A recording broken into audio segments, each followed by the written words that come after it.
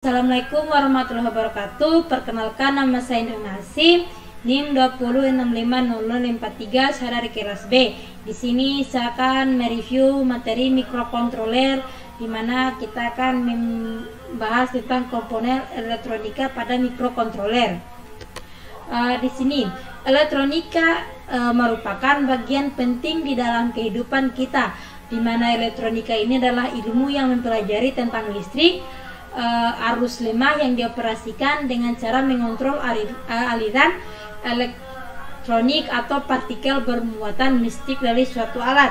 Pengendalian elektronika ini terjadi dalam ruangan hampa atau ruangan yang berisi gas bertekanan rendah seperti tabung gas dan bahkan semikonduktor, di mana penerapan elektronika ini adalah pada alat-alat listrik di rumah kita hingga skala yang lebih canggih seperti pada komputer dan robot industri dan servis robot atau robot pelayanan, pada sistem digital seperti perangkat, di mana Arduino umumnya perangkat elektronika ini bekerja di bidang digital yang membutuhkan input tenaga rendah dan dengan maksimal agar komponen digital tidak rusak. Untuk memahami Arduino dan pemrograman robot, maka konsep dasar elektronika perlu kita kuasai.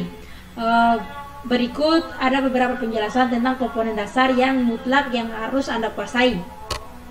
Yang pertama di sini adalah resistor. Resistor adalah salah satu komponen elektronika yang berfungsi untuk memberikan hambatan terhadap aliran arus listrik, di mana dalam rangkaian listrik dibutuhkan resistor dengan spesifikasi tertentu seperti besar hambatan, arus maksimum yang boleh dilewati, dan karakteristik hambatan terhadap suatu suhu dan panas.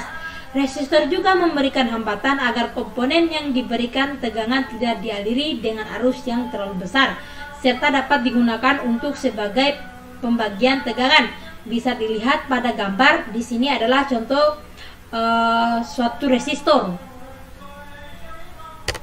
Di sini juga ada kapasitor. Kapasitor adalah komponen elektrik yang berfungsi untuk menyiapkan muatan listrik, di mana salah satu jenis kapasitornya adalah kapasitor keping sejajar, di mana kapasitor ini terjadi dari dua buah keping metal sejajar yang dipisahkan oleh isolator yang disebut dieelektrik. Kapasitor ini juga dihubungkan ke baterai. Kapasitor ini juga terisi hingga beda potensial antara dua terminal sama dengan tegangan baterai. Jika baterai dicabut, muatan listrik yang akan habis dalam waktu yang sangat lama, terkecuali bila sebuah konduktor dihubungkan pada sebuah terminal kapasitor, di mana kapasitornya ini ada beberapa yang berpolarisis dan tidak. Jika kapasitor yang umumnya digunakan adalah elektronik, kapasitornya adalah elco, dan kapasitornya miliar dan keramik. Di sini adalah dioda. Dioda juga adalah device semikonduktor yang mengaliri arus satu arah saja, di mana dioda ini terbuat dari germanium atau silikon yang lebih dikenal dengan dioda junction, di mana dioda ini juga digunakan pada adaptor yang berfungsi sebagai penyerah dari sinyal AC ke DC, lalu diratakan dengan kapasitor. Di sini bisa dilihat pada gambar. Di sini dia memiliki anoda dan katoda untuk yang positif dan negatif. LED merupakan komponen yang dapat mengalurkan emisi cahaya, di mana LED merupakan produk temuan lain setelah dioda. Strukturnya juga sama dengan dioda, tetapi belakangan ditemukan bahwa elektron yang menerjang sambung PN juga melepaskan energi berupa energi panas dan energi cahaya. LED dibuat agar lebih efisien jika mengeluarkan cahaya. Untuk mendapatkan emisi cahaya pada semikonduktor, doping yang dipakai adalah gallium, arsenik, dan fosforus. Jenis doping yang berbeda ini akan menghasilkan warna cahaya yang berbeda-beda pula. Pada saat ini warna-warna cahaya LED yang banyak adalah warna merah, kuning, dan hijau. LED berwarna biru sangatlah langka, dan pada dasarnya semua warna bisa dihasilkan, namun akan menjadi sangat mahal dan tidak efisien. Dalam memilih LED, selain warna, perlu juga diperhatikan tegangan kerja, di mana dia akan memilih arus maksimum dan spesifikasi dan dayanya. Bisa dilihat pada gambar. Di sini ada LED yang berwarna dan rangkaiannya. Di sini juga kita membahas tentang LED Maxstream. Dot Maxstream atau Maxstream LED merupakan kumpulan titik cahaya yang tersusun menjadi sejumlah kolom dan baris. Pada komponen ini, LED tersusun pada kolom dan baris yang sudah ditentukan, dan setiap pin di kolom dan baris tersebut harus tersambung ke data digital di mikrokontroler untuk dikontrol. Contoh LED Maxstream dapat dilihat pada gambar di bawah. Dan pada dasarnya LED Maxstream adalah display LED yang disusun sedemikian sehingga untuk membuat sebuah karakter dibutuhkan kombinasi tegangan antara pin, baris, dan kolom. Bisa dilihat pada gambar. Untuk rangkaian LED penyusun LED Maxstream. Di sini juga kita membahas tentang relay, di mana transistor ini tidak dapat berfungsi sebagai switch atau skalar tegangan tinggi. Selain itu, umumnya juga tidak digunakan sebagai switch untuk arus besar. Dalam hal ini, penggunaan relay sangatlah tepat. Relay juga berfungsi sebagai skalar yang bekerja berdasarkan input yang dimilikinya. AC dan DC transistor hanya switch DC. Kekurangan relay ini ialah ukurannya jauh lebih besar daripada transistor. Di sini adalah transistor bipolar, biasanya digunakan sebagai skalar elektronik dan penguat pada rangkaian elektronik digital. Transistor memiliki 3 terminal, di mana transistor biasanya dibuat dari bahan silikon atau germanium. 3 kaki yang berlainan membentuk transistor bipolar adalah emotiro. Basis dan elektron mereka dapat mengkombinasikan menjadi jenis NPN atau PNP yang menjadi satu sebagai 3 kaki transistor. Gambar di samping dapat memperlihatkan berbagai bentuk transistor. Di sini ada berbagai transistor NPN dan PNP, di mana rangkaian standar transistor dengan inputan tegangan pin dan cara pemberian tegangan sebagai penguat ditunjukkan pada gambar 1.7. Di sini juga ada LDR, di mana di sini mencakup resistor, LDR dan sensor. Resistor jenis lainnya adalah RDR seperti gambar di samping.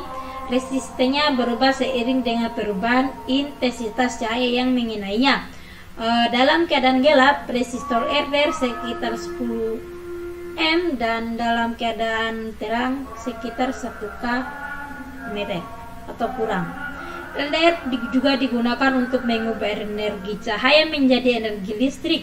Skalar cahaya otomatis dan alarm pencuri adalah berbagai contoh alat yang menggunakan LDR. Sensor cahaya juga berfungsi untuk mendeteksi cahaya yang ada di sekitar kita.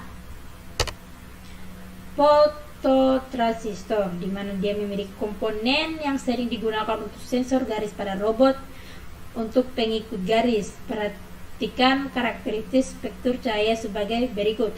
Infrared memiliki sifat yang sama dengan transistor, yaitu penghasil kondisi cut off dan saturasi.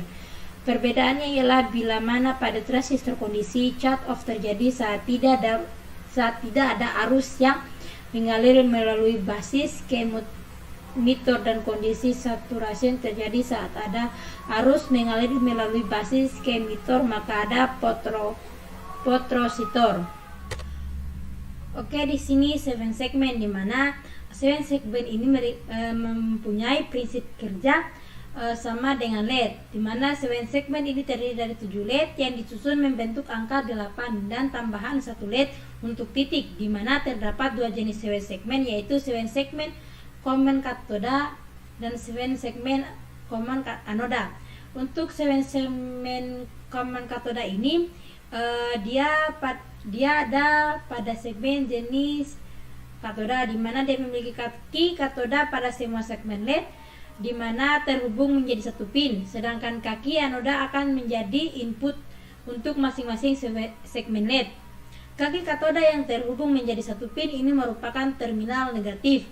atau ground, sedangkan signal kendali kontrol signal akan diberikan kepada masing-masing kaki anoda segmen LED. Untuk 7 segmen command anoda ini memiliki